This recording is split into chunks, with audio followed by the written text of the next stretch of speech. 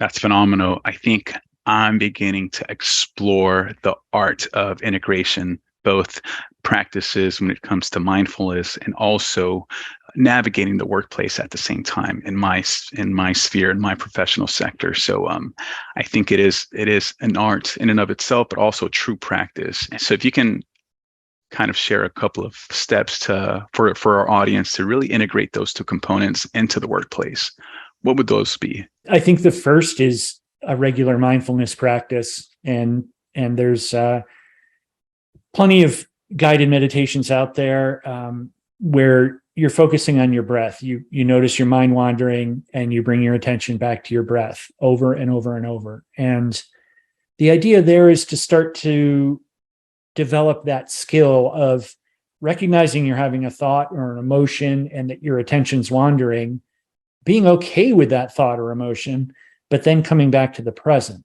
So it's a matter of saying, okay, I'm feeling really, somebody across the table said something that's got me a little charged. I'm feeling this flush of anger. That's fine, but I don't have to engage in that. I can choose what to do. And mindfulness, even 5 or 10 minutes a day, 5 days a week, will give you that ability over time. And then the next big trick, I think, is recognizing those triggers that we all have.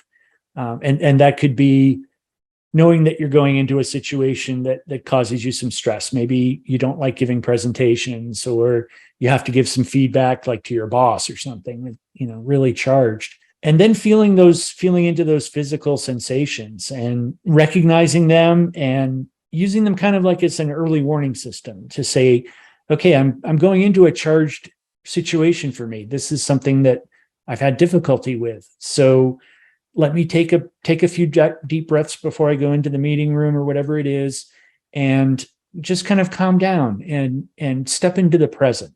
And I think those two are really the key to starting to develop that self-awareness and learning how to work with your own emotions and thoughts.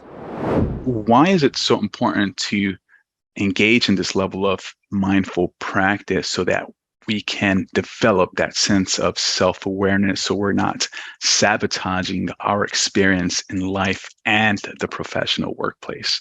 That's exactly where mindfulness can come in. So you can start to observe what's going on in your mind on a daily or minute-to-minute basis of what are those thought patterns that I'm having? What's, again, I mentioned what are the triggers? What are the things I'm seeing come up over and over? And with that, you can start to get a sense of where you're holding yourself back.